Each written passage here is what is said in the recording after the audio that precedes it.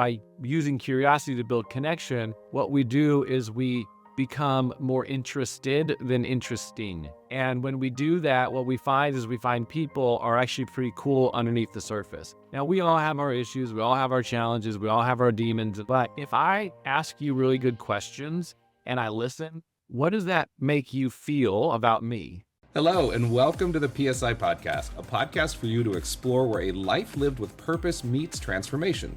Each week, we will bring you powerful insights, inspiring stories, and real-world tools for you to break through your limitations, unlock your potential, and live the life you were meant to. I'm your host, Tim Bowen. And I am your co-host, Mackenzie O'Kelly. For more than 50 years, PSI Seminars and PSI World have helped thousands of people create the life they deserve to live. And now, it's your turn.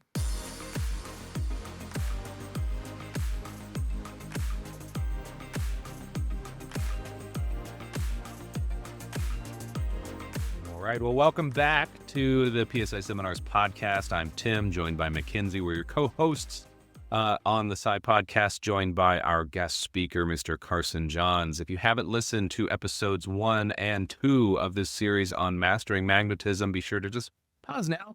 Go ahead and go back, listen or tune in, watch episodes 1 and 2. But Carson is back with us. He's doing a fabulous job talking about being magnetic, how to master the art of magnetism. And so we're going to get into the third pillar, which is connection and curiosity. So take it away, Carson. Awesome. Thanks again for having me.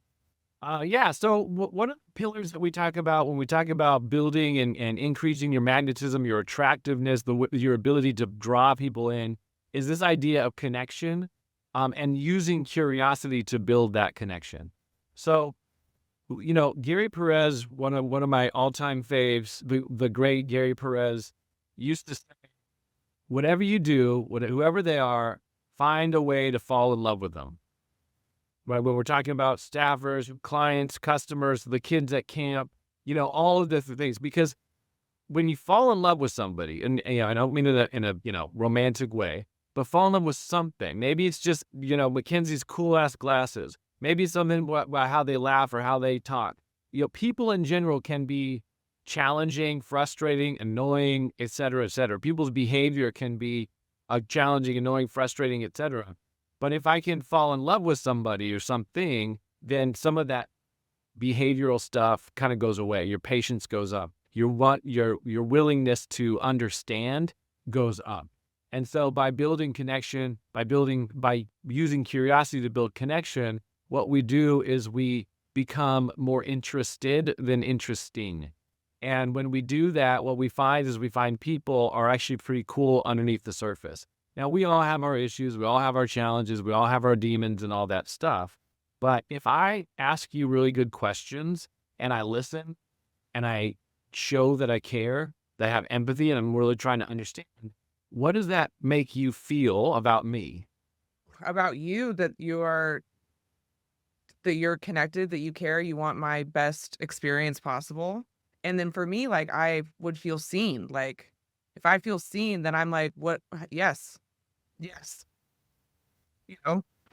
And that's, a really good question for folks to ask themselves is like, when was the last time that you made somebody feel really seen because of how you listened, right? That you really, that person felt like you were there, like you cared.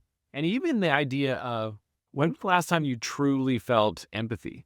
Like not sympathy, but you're like, wow, that must have been, or I understand what that might be like. You can have totally different experiences, but the emotion to the experience can be a connection.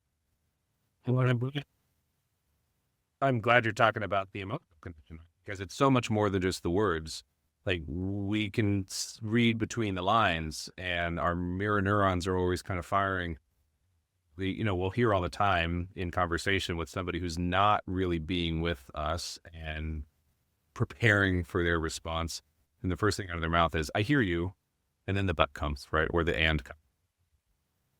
Yeah, you physically heard me, but you're not really with me. And so that emotional connection is just so important.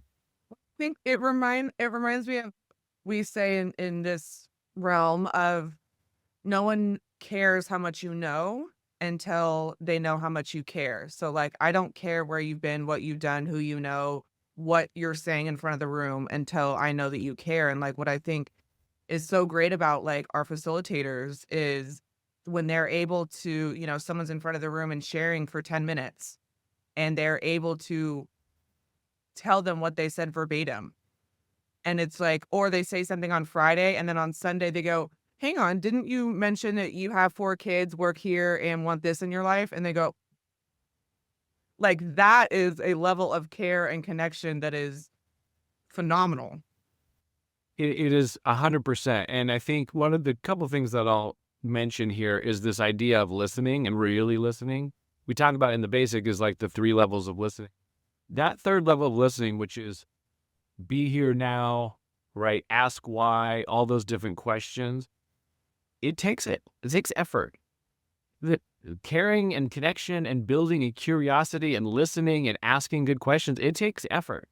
And most of us, I think I said this in in the energy set, it was like we only have a certain amount of energy. And so oftentimes our brain is not working. Like our brain's checked out, or we're thinking about somebody else, or thinking about, like you said, the next thing to say. We're not really listening. And in order to do that, you've got to maintain your energy. Now, I also say, though, too, not for everybody, but when you get past that first or second layer of listening and you start to understand and recognize somebody and see somebody, for me, that becomes more energizing, meaning that I care. And when I care, I'm invested. And when I see value in a human being, I see an opportunity of what that person can be or what they want to be. And when you see opportunity, you get more excited. And so for me, when I really listen and I find that thing that I can fall in love with, that for me is energizing, and it helps me to stay in the moment. Gary said what you used is, it was always find something you love about someone. Is that what? Find something to fall in love with.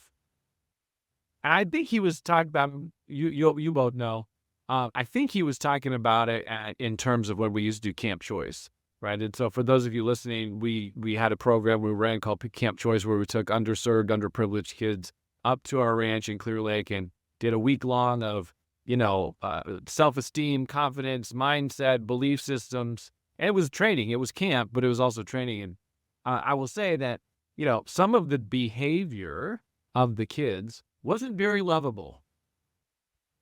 And so Gary would be like, listen, these kids are going to test you. They're going to push your buttons. You have to find something to fall in love with, because when the behavior is not so lovable, you have to find a way to love them. And again, for years and years of reminding myself that and reminding others to do that and getting in the practice of it, it's really helpful. It's helpful as a tool to not get so rattled by somebody else's behavior, to go like, happening, there's a reason for that. And so like listening and trying to find what's the reason behind the behavior, what's the cause of, or the root of, is also super important. And I know for every human being wants to be listened to. They want to be seen. They want to be recognized. It's a human need. And so that connection and curiosity is a huge piece of drawing people in. And I think it reminds me of like that this is a valuable tool, like even with your family, right? Like the holidays, it's like, okay, Aunt Martha, you know what I love about you, Aunt Martha? Like, I know you're going to say this on Thanksgiving, Christmas, whatever. And to like find something that you love and like focus on that versus like, she's going to do what she's going to do.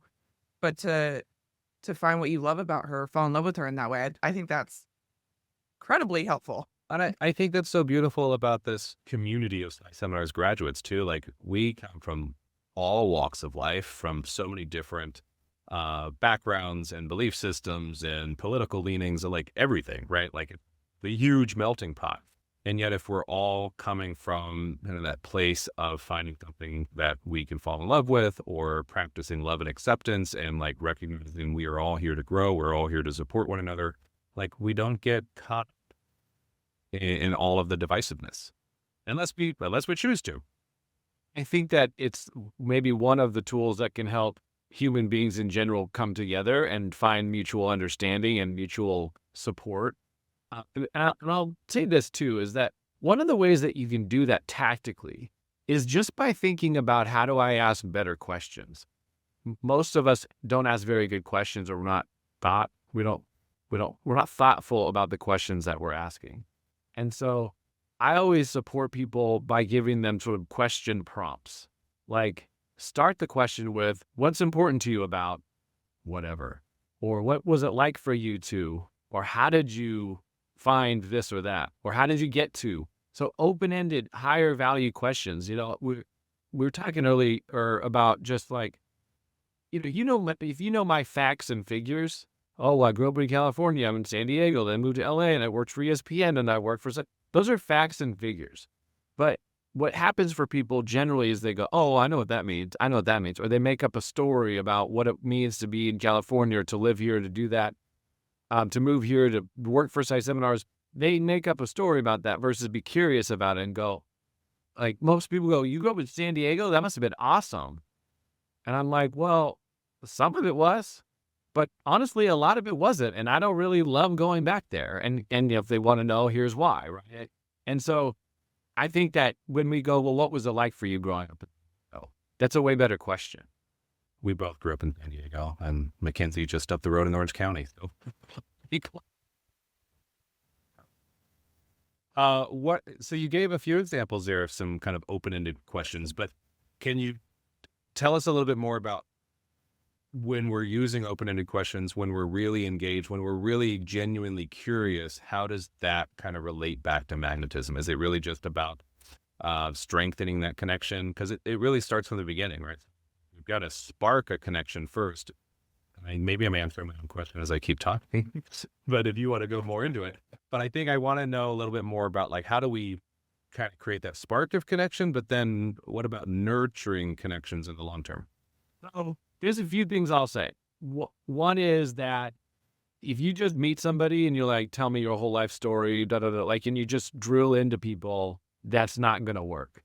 So there's a level of trust that has to be built, and you can do that in multiple ways. One is just eye contact and being friendly, and using this sort of general tactics of building rapport.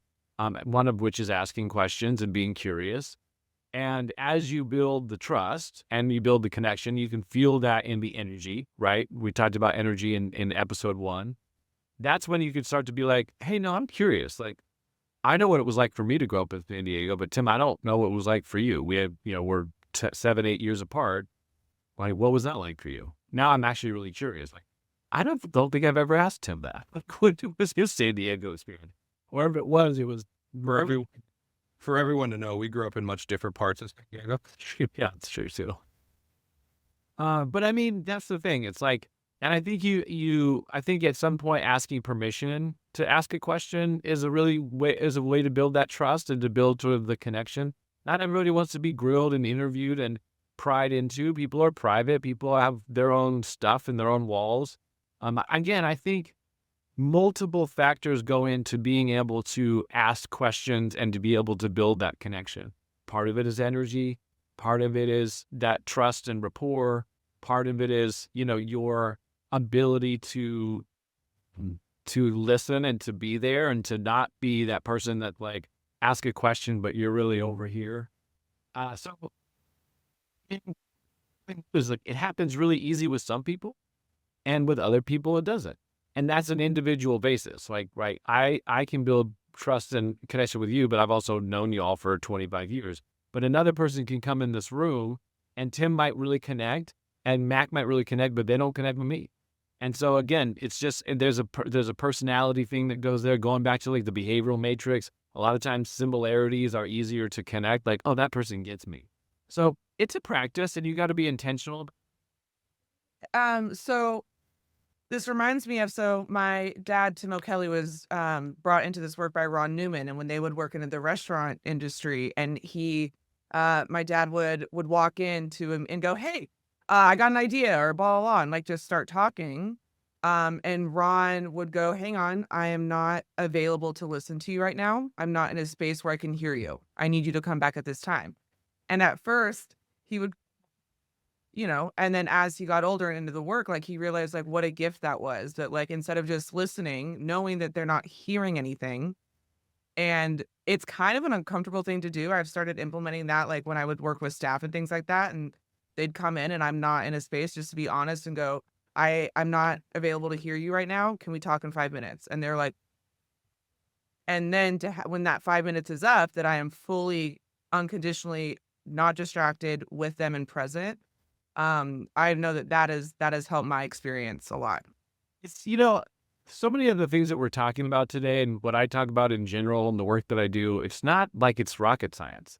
In fact, if we just stopped and thought about it a little bit more, we would be a lot better at all the things that we're talking about. I mean, this whole idea that I spoke about in the beginning around emotional intelligence, which is a lot of what we're talking about, it's new news. We know we should stop and listen. We know we should flex our style a little bit. We know we should think about ourselves and how we show up in the world. It's just hard to do. Part of the reason it's hard to do is because we're under stress and under pressure and overwhelmed and overworked. And, when your stress response is kicked in, it's hard to listen. It's hard to be present. It's hard to listen for underneath the surface stuff too. I think that's another one as well. Like people say stuff, but then they're really saying something else and be like, what do you really mean by that? And being in that present mode because we're always running too fast and we're moving too quick. So I think, again, just going back to some of the pillars that we've talked about is intentionality, maintaining your energy for the moments that matter, and taking off autopilot and just going, hold on, what am I doing? Where am I going? Who am I? And that's for me as well. I don't do this perfectly by any means. And I got a lot going on all the time, and I lose my glasses and I, forget to put one sock on. So, we're talking to somebody who's progress here, who's mastered all this stuff. I think because I do it for work, I think about it more often. Well, and that's the challenge, right? It's like you say this is not new news, right? Of course it's not. Like this is not only to some people, it comes naturally, right? And then for others, we have to work for it. But I know for me, like it comes down to awareness and practice and awareness and practice. Like I remember years ago, I was so excited to hang out with somebody in my life who's really important to me. And I really, really, really value our relationship. And it had been a while since we had spent time together, since we had shared space. And we were together for hours. And I was not aware of this the whole time. We're hugging and saying goodbye and making plans to see each other in the future. And was told like, hey, it was so good to see you, but I just want to point out that you didn't ask me a single question this entire time. You didn't ask me even how I was. You just talked the entire time. And I was like, oh my God. I was like going in for that embrace, feeling like so connected, so close, not realizing it was completely one-sided the whole night. But it's me. And I'm like, wow, I'm so glad like she felt comfortable to tell me that, like, because it was the best feedback. Yeah. That good place to sort of maybe wrap, but I mean, the idea of going back to being interesting versus interested, and making sure you are asking questions and that you are caring about what the other person has to say and their input about things as well. So be interested versus interesting.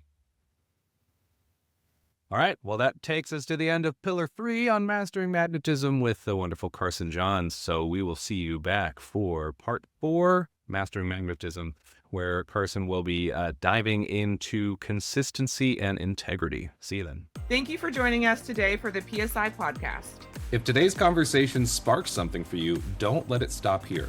Share this episode with someone who's ready for their next breakthrough, and be sure to subscribe so you never miss an opportunity to grow. I'm Tim Bowen. And I'm Mackenzie O'Kelly. Until next time.